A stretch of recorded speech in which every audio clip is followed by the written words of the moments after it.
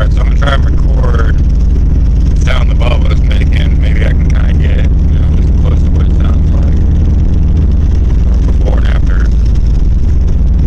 Maybe somebody else has this issue. I don't know what it is, but I certainly can figure it out for long stuff. Just listen to the vibration. Tell me what you think. I know what it is.